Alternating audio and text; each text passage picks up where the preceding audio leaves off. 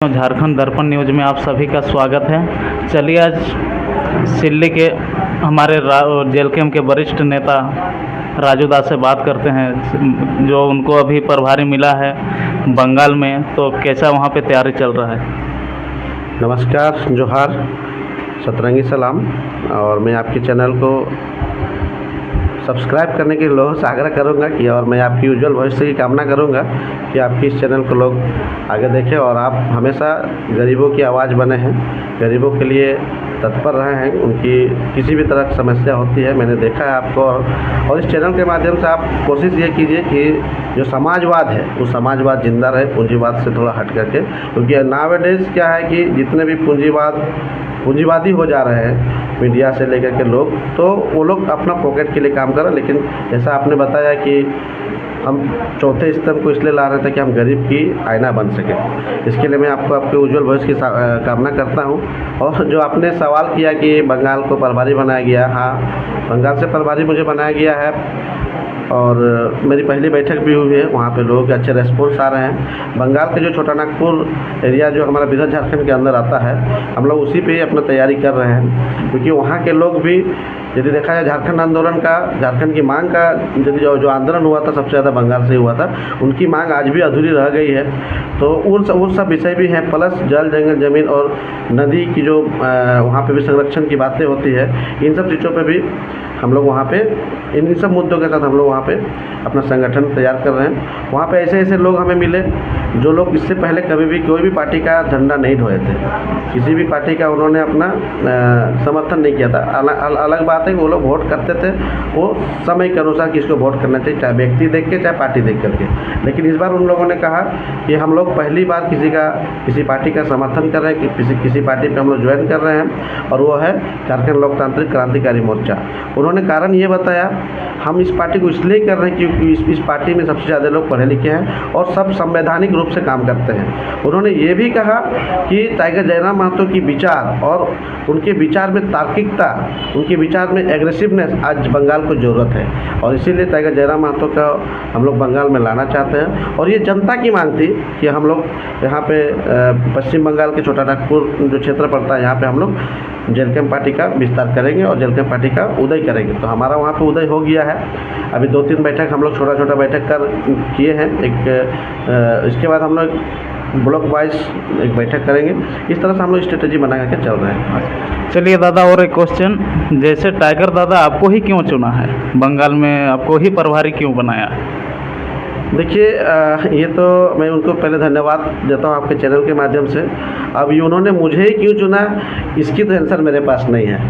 इससे पहले मुझे लगता है जब हमारा पार्टी संगठित नहीं हुआ था, तो मुझे याद है कि 2023 के दिसंबर में उनका 27 दिसंबर को उनका जन्मदिन था। तो उस दिन हमारी कुछ बातें हुई थी। उसके बाद हम लोग 4 जनवरी को मिले थे। उस समय उन्होंने कहा था कि हम लोग को चुनाव लड़ना है और चुनाव लड़ने के लिए संगठन बनाने की ज़रूरत है, जहाँ पे थोड़ा आप मदद करेंगे। तो हमने कहा था बिल्कुल, चुनाव लड़ेंगे तो मदद करेंगे। तो हम गिरिडीह लोकसभा के 6 विधानसभा का भी हम एक प्रभारी रह चुके थे। तो शायद ये अनुभव या फिर उनको वहाँ पे लगा होगा कि संगठन हम बना सकते हैं, संगठनात्मक रूप से लोगों को कलेक्ट कर सकते हैं, तो शायद ये सोच के भी दिए होंगे। दूसरा ये भी हो सकता है कि हमारा क्षेत्र जो है बंगाल से आता है, और चूँकि हम बंगाल के लोगों के कहने पर ही हम बहुत सारे लोगों को हम लोग वहाँ पर लेकर के भी गए थे। तो उनको लगा शायद आप उन लोगों को बेहतर जानते हैं तो बेहतर कमेटी बना सकते हैं। इस तरह से बहुत सारी चीज़ें हो सकती है। 2-3 पॉइंट जो मैंने आपको बताया, और बाकी कुछ भी ऐसी चीज़ें होंगी तो उसके बारे में मैं नहीं बता पाऊँगा। क्योंकि मैं इससे पहले रामगढ़ का भी प्रभारी मुझे सौंपा गया था। रामगढ़ में मैं 2 बार प्रभारी बन के गया था। तो ये सब चीज़ों हो सकती है।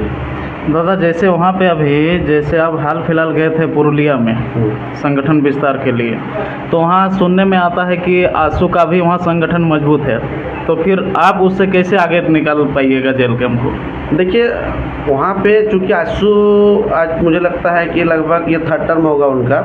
इससे पहले जो वहाँ पे संगठन है, वहाँ पे तो बहुत सारे संगठन हैं। फॉरवर्ड ब्लॉक है, कांग्रेस है, CPM है, BJP है, बहुत सारे संगठन हैं। लेकिन सबके अलग अलग विचार हैं। अगर यदि संगठन ऑलरेडी किसी का होता तो आज देश में 2 ही पार्टियाँ होती, एक मतलब पक्ष और एक विपक्ष, एक कांग्रेस की पार्टी होती है और एक जनता पार्टी होती है। लेकिन आज पूरा देश की यदि पार्टियों की गिनती करोगे तो मुझे लगता है 3600 ऑन रिकॉर्ड, 3600 आसपास पार्टियां बनी है। तो ये पार्टियां कैसे बनी? वैचारिक रूप से लोग, कोई भी पार्टी जन्म लिया तो लोग जन्मे हुए बच्चे को पार्टी में नहीं ज्वाइन किए, और वो अपने विचार से दूसरे पार्टियों से लोगों को लाए, और वैचारिक ही इसका मतलब ट्रांसफ़र होता है। बोला जाए तो इसको थर्मोडायनामिक्स कह सकते हैं आप, ठीक है। नाइदर क्रिएटेड नॉट डिस्ट्रॉय, लोग विचार से एक पार्टी तो दूसरा पार्टी में ट्रांसफ़र होते हैं। तो हम वो करेंगे, हम अपने विचार के साथ वहाँ उतर रहे हैं, हम अपने वैचारिक क्या बोलते बातों से वहाँ पे लोगों से बात करेंगे। जिनको हमारा विचार अच्छा लगेगा, जिनको हमारे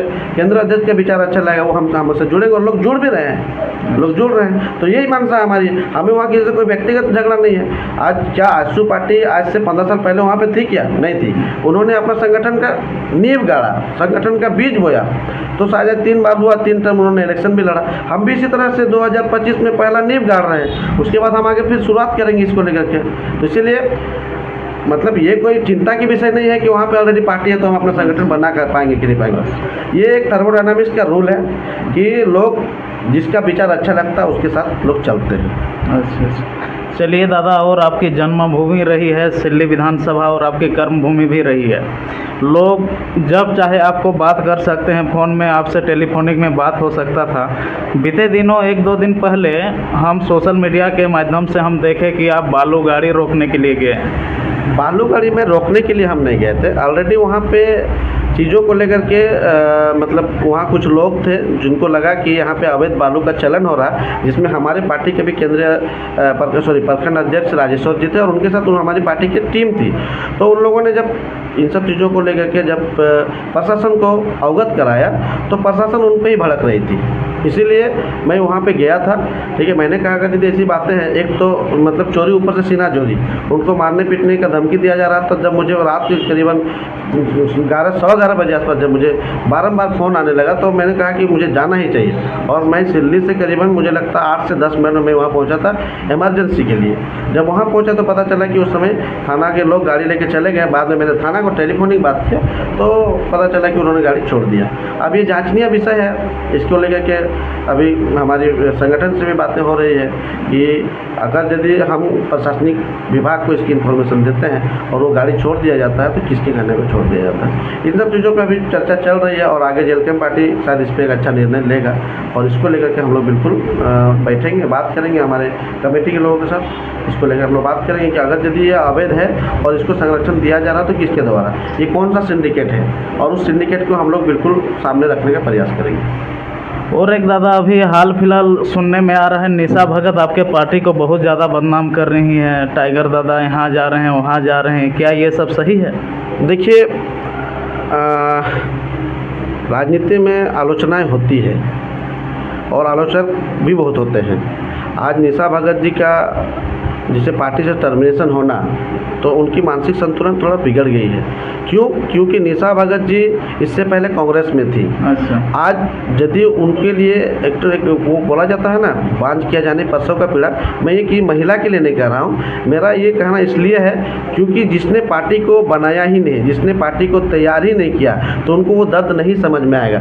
जिस प्रकार एक बांझ को एक बेटे का बेटी का परसों का दर्द समझ में नहीं आता है, उसी प्रकार से अगर यदि वो हमारी पार्टी के संघर्ष को समझती तो शायद इस तरह से, जिस तरह से उन्होंने अलग अलग संगठन अलग अलग जातियों के ऊपर टिप्पणी टिप्पणी कर रही थी, इनका ऑलरेडी उनको इन्फॉर्मेशन दिया गया था कि हम कोई भी किसी का भी मतलब जाति विशेष पे, कम्युनिटी विशेष पे या फिर रिलीजन विशेष पे हम लोग नहीं बात करेंगे, नहीं लड़ेंगे। जिनकी जो संवैधानिक मांग है, जिनका जो अधिकार, हम लोग उनको उनका समर्थन में हमारा हमेशा प्रयास रहेगा। सरना धर्म कोड की मांग किया गया, हमारे केंद्रीय अध्यक्ष डुमरी विधायक जी ने विधानसभा में इस बात को समर्थन दिया। उसी प्रकार वो कहती हैं कि हम आज कुर्मी का विरोध कर दे इसलिए पार्टी ने मुझे निकाल दिया, ऐसी बात नहीं है। आप चीज़ों को समझिए। जब हम एक छोटा बच्चा का बात को ले लेते हैं, एक छोटा बच्चा एक दिन स्कूल डिले गया, टीचर ने एक्सेप्ट कर लिया, चलो उनको वार्निंग दिया गया। दूसरा दिन भी वही गया, टीचर ने एक्सेप्ट किया, चलो वार्निंग दी गया। तीसरा दिन में भी गया, चौथा दिन में हो सकता है वो 1 मिनट ही डिले गया, लेकिन शायद टीचर को लगा कि 1 मिनट डिले इज डिले, तो उसको उस दिन सस्पेंड कर दिया गया। यही सिचुएशन हुआ। इससे पहले भी वो अलग अलग जातियों पे, अलग अलग धर्म पे, अलग अलग लोगों के ऊपर जिस तरह टिप्पा टिप्पणी कर रही थी, लास्ट टाइम ऐसा हुआ जब कुर्मी के ऊपर बात आ गई तो वही 1 मिनट वाली स्थिति पैदा हो गई। इसीलिए पार्टी को ये निर्णय लेना पड़ा और कुछ नहीं है। तो इसीलिए ये अब ये लोग मतलब यहाँ पे एक अराजकता फैलाने की बात कर रहे हैं। इसीलिए मैं तो कहता हूँ कि ऐसे सस्ती लोकप्रियता लेने वाले लोगों पे टिप्पा टिप्पणी होने नहीं, उनका तो विचार, उनके बारे में बात करना ही बेवकूफ़ी है। चलिए दादा, बहुत बहुत धन्यवाद हमारे चैनल को इतना आप समय दिए। बहुत बहुत धन्यवाद अरविंद जी। और मैं पुनः लास्ट में भी यही कहूँगा कि जो लोग भी इस चैनल को देख रहे हैं, ये हमारे झारखंड की चैनल है, हमारे लोकल चैनल है, तो हमारे लोकल चौथे स्तंभ को आगे बढ़ाया जाए ताकि ये लोग कल समाज की आईना बन सके। और इतना ही कहकर मैं आप सभी से जोहार करता हूँ।